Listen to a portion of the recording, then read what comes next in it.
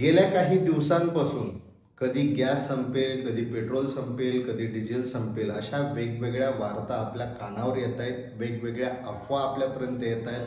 अर्थात ह्या 100% अफवा नसल्या तरीही याच्या पाठीमागं जे काही लपलंय, ज्या काही गोष्टी आहेत, त्या मात्र येणाऱ्या काळात आणखी अवघड होऊ शकतात, अशी चर्चा चालू असतानाच आपले पंतप्रधान नरेंद्र मोदी यांनी संसदेमध्ये एक वक्तव्य केलं आणि ते वक्तव्य केल्यानंतर सगळीकडे ते वक्तव्य केल्यानंतर सगळीकडलं वातावरण जरा टाईट झालंय. अर्थात कारणही तसंच आहे आणि ते वक्तव्य तसंच आहे. त्यांनी असं म्हटलंय की कोविडसारखी परिस्थिती पुन्हा एकदा जर उद्भवली तर त्यासाठीही आपण अगोदर जसं राहिलो, एकत्र राहिलो, तसंच यापुढेही राहू, अशा संदर्भातलं ते वाक्य होतं. पण यात सगळ्यात महत्त्वाची गोष्ट म्हणजे असा प्रश्न पडतो की जशी परिस्थिती कोविडच्या काळात होती तशीच परिस्थिती पुन्हा एकदा येणार का?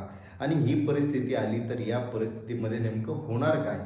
कोविडसारखी परिस्थिती येणार म्हणजे नक्की काय होणार?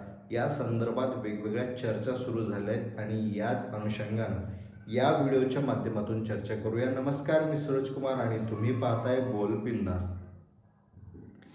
जवळपास महिनाभरापासून युद्धजन्य परिस्थिती आंतरराष्ट्रीय पातळीवर आपल्याला पाहायला मिळते. अर्थात त्याचा जो काही परिणाम आहे तो आपल्या भारतातही पाहायला मिळतोय. अनेक दिवसांपासून गॅसचे जे काही सिलेंडर्स आहे त्याबाबतही वेगवेगळ्या चर्चा आपण ऐकतोय. फक्त चर्चा नाही तर ती परिस्थिती देखील अनेक ठिकाणी आपण अनुभवतोय. अनेक ठिकाणी गॅस मिळत नाही आहेत अशी परिस्थिती आहे. अनेक हॉटेल जे आहेत, रेस्टॉरंट जे आहेत, तिथंही आता मेनू कार्डमधले पदार्थ वगळण्यात आलेले आहेत. जे वारंवार गरम करून द्यावे लागतात, तळून द्यावे लागतात, असे पदार्थ आता तिथं बंद केलेले आहेत. अनेक ठिकाणी मेसचीही बिकट परिस्थिती आपल्याला पाहायला मिळते. एकंदरीतच काय, व्यावसायिक कामं जिथं जिथं होतात आणि जिथं गॅस लागतो या व्यावसायिक कामात, तिथं आता वेगळं समीकरण दिसतंय आपल्याला. अर्थात घरगुती वापराचे जे काही गॅस आहेत त्याचीही वेगळ्या पद्धतीनं विचार होऊ शकतो किंवा चर्चा चालू आहे. तेही गॅस मिळत आहेत असं नाही आहे, पण त्याचा तुटवडा व्यावसायिक क्षेत्राशी निगडीत ज्या पद्धतीने गॅसचा तुटवडा पाहायला मिळतो आहे त्याच्यापेक्षा कमी तुटवडा इथं सध्याच्या परिस्थितीत आहे. संसदेमध्ये मोदी साहेबांनी बरंच काही सांगितलं, कोणत्या देशातून किंवा या सगळ्यांना आपण कसं टॅकल करता आहे, इतर देशातून आपण कसं आयात करतो, ह्या सगळ्या गोष्टी सांगितल्या असल्या तरीही येणाऱ्या काळात अशी परिस्थिती उद्भवू शकते, अशी त्यांची बिटवीन द लाईन होती. तीच लाईन आगामी काळात सगळ्यांसमोर समस्या निर्माण करू शकते असं दिसतंय. त्याचं एक ट्रेलर म्हणा किंवा टीजर म्हणा आपण गुजरातमध्ये पाहिला. गुजरातमध्ये जर आपण पाहिलं तर अनेक म्हणजे तिथले जे गॅसचे भाव आहेत सिलेंडर प्रती म्हणजे जवळपास 4,000 5,000 क्रॉस तिथं केलेला असल्याचं बोललं जात आहे. महत्त्वाची गोष्ट म्हणजे तिथं जे काही इतर प्रांतातले, इतर राज्यातले जे काही नागरिक तिथं राहतात ते नागरिकही गुजरात सोडून आपापल्या घरी जाताना दिसत आहेत.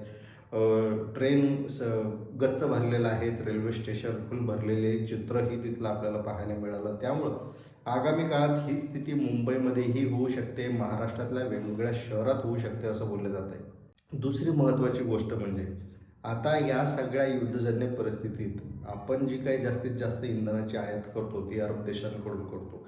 अरब देशांकडून जी काही आपण आयात करतो इंधनाची, त्यावर हा परिणाम होऊ शकतो. म्हणजे अर्थात 5 दिवसासाठी युद्ध थांबलं आहे असं जरी आपल्याला माहिती भेटते आहे तरी 5 दिवसानंतर काय चित्र पुढे येईल हे कोणीही सांगू शकत नाही. अशा परिस्थितीमध्ये जर इंधन हे भारताला आयातच झालं नाही किंवा आपल्याकडे आलंच नाही तर याचा परिणाम पेट्रोल, डिझेल, गॅस यासारख्या गोष्टीवर पडणार आहे. गॅसवर पडला तर हॉटेल्स वगैरे सगळं बंद होणार आहे.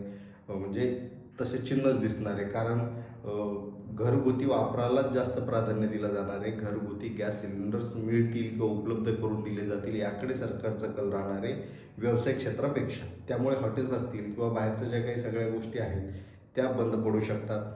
जे लोक बाहेर राहतात त्यांची मोठी यामध्ये हेळसाळ होऊ शकते. दुसरी महत्त्वाची गोष्ट म्हणजे पेट्रोल, डिझेल किंवा बाकीचे गॅस, इंधन याचा जर तुटवडा निर्माण झाला तर वाहतूक व्यवस्था बंद होऊ शकते. सार्वजनिक वाहतूक व्यवस्था, वैयक्तिक वाहतूक व्यवस्था या दोन्हीवर याचा परिणाम होईल. अर्थात जे काही ऑफिसेस आहे किंवा मग शाळा आहेत ह्या बंद कराव्या लागतील अशी यामध्ये शक्यता आहे. अर्थात आता हे एक लॉकडाऊन सारखं तयार होईल का? याबद्दलही 2 प्रकारच्या चर्चा आहेत. पण येणाऱ्या काळात या अशा परिस्थितीला पुन्हा एकदा आपल्याला सामोरे जावं लागू शकतं, अशी एकंदरीत स्थिती दिसतीये.